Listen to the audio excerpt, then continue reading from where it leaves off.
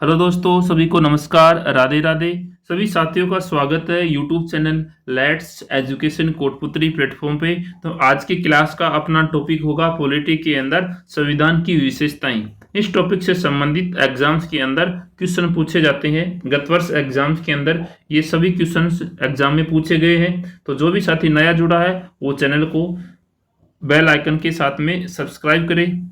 अगर आप किसी भी एग्जाम्स की तैयारी कर रहे हैं, अगर सेंट्रल लेवल पे या स्टेट लेवल पे, तो उन सभी एग्जाम्स के लिए क्लास बहुत ही महत्वपूर्ण होगी। तो जो भी साथी नया जुड़ा है वो क्लास को शेयर करें। तो आइए, आज का पहला क्वेश्चन है कि मूल संविधान में थे, मूल संविधान में क्या थे? 392 आर्टिकल और 6 अनुसूची, 395 आर्टिकल और 8 अनुसूची, या फिर 394 अनुच्छेद और 8 अनुसूची, या फिर 396 अनुच्छेद और 6 अनुसूची। तो बताइए मूल संविधान में क्या थे? जब संविधान बना भारत का उस टाइम पे संविधान में क्या थे? तो उस टाइम पे थे 395 आर्टिकल और 8 अनुसूची। तो इसका आंसर हो जाएगा ऑप्शन सेकंड। ऑप्शन सेकंड इसका राइट आंसर हो जाएगा। अगर भारत के मूल संविधान के अंदर बात की जाए तो कितने भाग है? तो 22 भाग हैं। मूल संविधान के अंदर 22 क्या है? भाग हैं और 8 अनुसूचियां हैं। कितनी? 8 अनुसूचियां और 395 क्या है? आर्टिकल है। अगर बात करें वर्तमान संविधान के अंदर कितने भाग है? वर्तमान संविधान की बात की जाए तो 25 तो भाग है। क्या है? 25 भाग है वर्तमान संविधान के अंदर, और 12 क्या है? अनुसूचियां हैं। अगर गणना की दृष्टि से आर्टिकलों की बात की जाए, किसकी दृष्टि से? गणना की दृष्टि से, तो कितने आर्टिकल हैं? तो वह 452 आर्टिकल है। कितने? 452 आर्टिकल है। नेक्स्ट क्वेश्चन है कि भारतीय संविधान में कुल अनुच्छेद है, यानी कुल आर्टिकल हैं कितने? 401 है, 396 है, 425 है, या फिर 395। तो अकॉर्डिंग क्वेश्चन इसका आंसर हो जाएगा ऑप्शन 4, 395। कि भारतीय संविधान में कुल कितने आर्टिकल हैं? तो वो है 395 आर्टिकल है। अगर गणना की दृष्टि से आर्टिकल की बात की जाए तो वो कितने? 452 है। लेकिन इसका आंसर हो जाएगा ऑप्शन 4, 395 भारतीय संविधान में क्या है? आर्टिकल है। नेक्स्ट क्वेश्चन है कि मूल भारतीय संविधान किसके द्वारा हस्तलिखित है? जो मूल संविधान है भारत का, वो किसके द्वारा हस्तलिखित है? नंदलाल बोस के द्वारा, व्यूहार राम मनोहर सिन्हा के द्वारा, या फिर प्रेम बिहारी नारायण रायजादा के द्वारा, या फिर वसंत कृष्णन वैद्य के द्वारा। तो बताइए जो भारत का मूल संविधान है वो किसके द्वारा हस्तलिखित है? तो ऑप्शन सी इसका राइट आंसर हो जाएगा कि प्रेम बिहारी नारायण रायजादा के द्वारा भारत का संविधान हस्तलिखित है। अगर बात करें जो संविधान है, ठीक है, जो संविधान है उसके हर पेज के ऊपर जो चित्र बनाए गए हैं वो किसके द्वारा सजाया गया है? जो चित्रों की सजावट की गई संविधान की हर पेज के ऊपर, तो वो किए गए नंदलाल बोस के द्वारा। किसके द्वारा? नंदलाल बोस के द्वारा। और जो संविधान की प्रस्तावना है, संविधान की प्रस्तावना का जो पेज है वो किसके द्वारा सजाया गया है? तो सजाया गया राम मनोहर सिन्हा के द्वारा। तो ये भी याद रखना। नेक्स्ट क्वेश्चन है संविधान में हमारे राष्ट्र का उल्लेख किन या किस नामों से किया गया है? कि जो भारत हमारा राष्ट्र है उसका उल्लेख किन नामों से किया गया है? भारत तथा इंडिया, केवल भारत, या फिर हिंदुस्तान तथा इंडिया? भारत, हिंदुस्तान तथा इंडिया। तो बताइए जो हमारा राष्ट्र है उसका उल्लेख संविधान के अंदर किस नाम से किया गया है? तो किया गया भारत तथा इंडिया के नाम से उल्लेख किया गया संविधान के अंदर राष्ट्र का उल्लेख। तो ऑप्शन फर्स्ट इसका राइट आंसर हो जाएगा। नेक्स्ट क्वेश्चन है कि संविधान में भारत का दूसरा नाम क्या दिया गया है? तो बताइए संविधान के अंदर भारत का दूसरा नाम क्या दिया गया है? भारतवर्ष, कोई नाम नहीं, भारत, या फिर हिंदुस्तान? तो संविधान में भारत का दूसरा नाम दिया गया है भारत। क्या दिया गया है? भारत। तो ऑप्शन थर्ड इसका राइट आंसर हो जाएगा। नेक्स्ट क्वेश्चन है कि भारतीय संविधान की आत्मा है। तो बताइए भारतीय संविधान की आत्मा क्या है? प्रस्तावना है, नीति निर्देशक तत्व, संघीय व्यवस्था, फिर मौलिक अधिकार। तो भारतीय संविधान की आत्मा क्या कहलाती है? वो कहलाती है प्रस्तावना। तो ऑप्शन फर्स्ट इसका राइट आंसर हो जाएगा। नेक्स्ट क्वेश्चन है कि संविधान की उद्देशिका में उल्लिखित हम भारत के लोग संविधान की निम्नांकित विशेषताओं से घनिष्ठ रूप से जुड़ा है।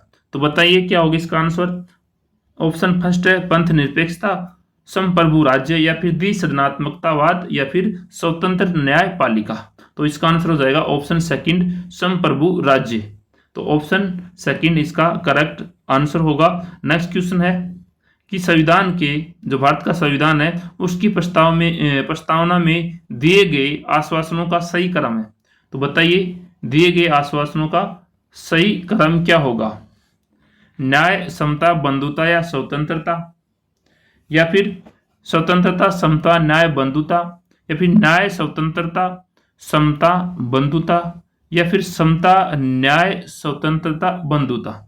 तो बताइए इसका आंसर क्या होगा कि भारत के संविधान की प्रस्तावना में दिए गए आश्वासनों का क्या सही क्रम पूछा है। तो ऑप्शन थर्ड इसका राइट आंसर हो जाएगा कि सबसे पहले न्याय की बात की गई है, फिर स्वतंत्रता की, फिर समता की, फिर बंधुता की।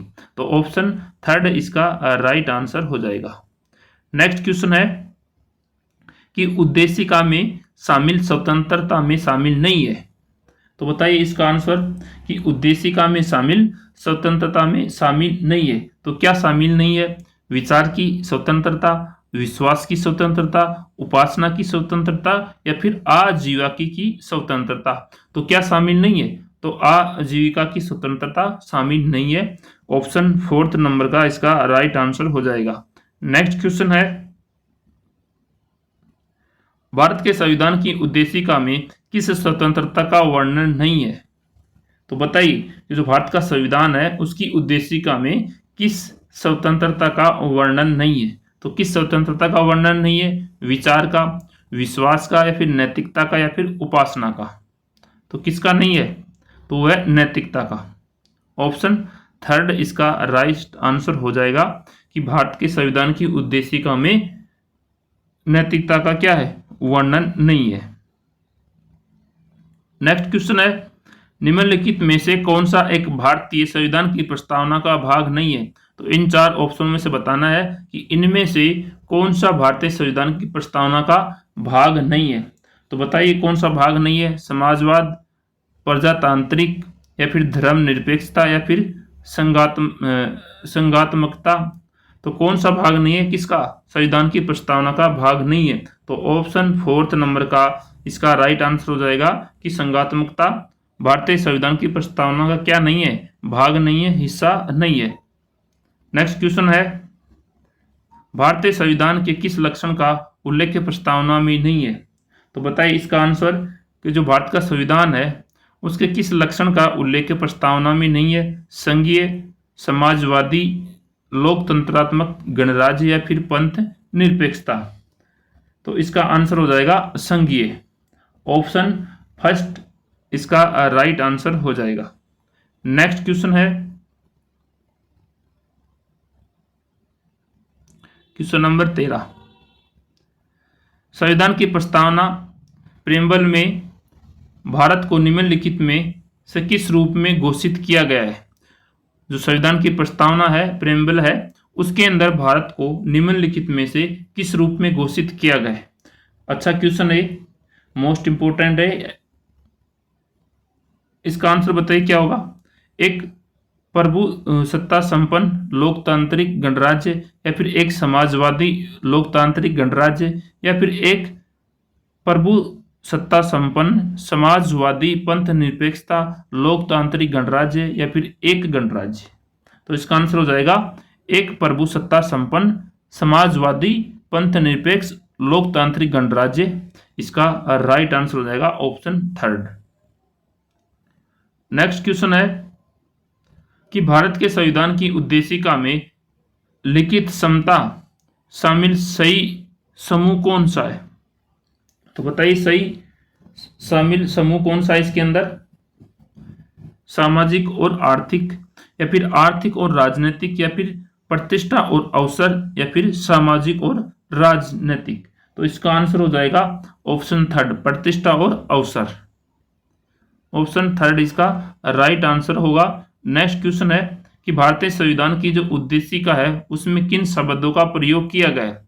भारतीय संविधान की उद्देशिका में किन शब्दों का प्रयोग किया गया है? लोग, या फिर नागरिकों, लोग व नागरिकों दोनों का, या फिर न तो लोग और न ही नागरिकों। तो जो भारतीय संविधान की उद्देशिका है उसके अंदर लोग व नागरिकों दोनों को क्या किया गया है, दोनों शब्दों का क्या किया गया है, प्रयोग किया गया है। तो ऑप्शन थर्ड इसका राइट आंसर हो जाएगा। नेक्स्ट क्वेश्चन है कि धर्मनिरपेक्षता से तात्पर्य है, तो धर्मनिरपेक्षता से क्या तात्पर्य है, तो बताइए। धर्म से धर्मनिरपेक्षता का कोई संबंध नहीं है, या फिर अधार्मिकता, या फिर राज्य का संबंध किसी धर्म से नहीं है, फिर उपरोक्त में से कोई नहीं। तो बताइए धर्मनिरपेक्षता है इसका क्या तात्पर्य है, तो इसका तात्पर्य है कि राज्य का संबंध किसी धर्म से नहीं है। ऑप्शन थर्ड इसका राइट आंसर हो जाएगा। नेक्स्ट क्वेश्चन है कि जब राज्य धार्मिक क्रियाओं में किसी प्रकार का हस्तक्षेप नहीं करता उसे कहा जाता है। जब कोई राज्य है वो धार्मिक क्रियाओं में किसी प्रकार का हस्तक्षेप नहीं कर सकता तो उसे क्या कहा जाता है, तो क्या कहा जाता है बताओ उसको। प्रभुसत्ता, राजतंत्र, या फिर स्वेच्छाचारी, या फिर धर्मनिरपेक्षता, तो उसको कहेंगे धर्मनिरपेक्षता। तो इसका आंसर हो जाएगा फोर्थ नंबर का कि जब कोई राज्य धार्मिक क्रियाओं में किसी प्रकार का कोई हस्तक्षेप या कोई बाधा नहीं डालता है तो उसको कहा जाता है धर्मनिरपेक्षता। ऑप्शन 4 इसका राइट आंसर हो जाएगा। नेक्स्ट क्वेश्चन है निम्नलिखित में से किस वाद में यह कहा गया था कि प्रस्तावना भारतीय संविधान का अंग नहीं है, तो बताइए किस वाद के अंदर कहा गया था कि प्रस्तावना भारतीय संविधान का क्या है, अंग नहीं है। तो कौन से वाद के अंदर कहा गया था, बेरूबरीवाद, या फिर बॉम्बईवाद, या फिर मिनवार मिल्स वाद, या फिर गोलकनाथ वाद। तो कौन से वाद में कहा गया है, वो बेरूबरीवाद के अंदर कहा गया था कि प्रस्तावना है जो भारतीय संविधान का क्या है, अंग नहीं है। तो ऑप्शन फर्स्ट इसका राइट आंसर हो जाएगा। नेक्स्ट क्वेश्चन है कि भारत एक गणराज्य है क्योंकि संसद द्विसदनात्मकता है, राष्ट्रपति निर्वाचित होता है, संघीय मंत्री परिषद लोकसभा के प्रति सामूहिक रूप से उत्तरदायी होती है, या फिर शासकीय शक्तियां संघ व राज्यों के बीच बटी हुई है। भारत क्या है, एक गणराज्य है, क्यों की है, तो क्यों है, तो बताइए इसका राइट आंसर क्या होगा। तो इसका राइट आंसर हो जाएगा कि राष्ट्रपति निर्वाचित होता है, इसलिए भारत एक गणराज्य है। तो ऑप्शन बी या सेकंड इसका राइट आंसर हो जाएगा। नेक्स्ट क्वेश्चन है कि भारतीय संविधान में 9वीं अनुसूची परिवर्धी हुई है। भारतीय संविधान में जो 9वीं अनुसूची है वो परिवर्धित हुई है प्रथम संशोधन के द्वारा, 42वें संशोधन द्वारा, 9वें संशोधन द्वारा, या फिर 8वें संशोधन के द्वारा।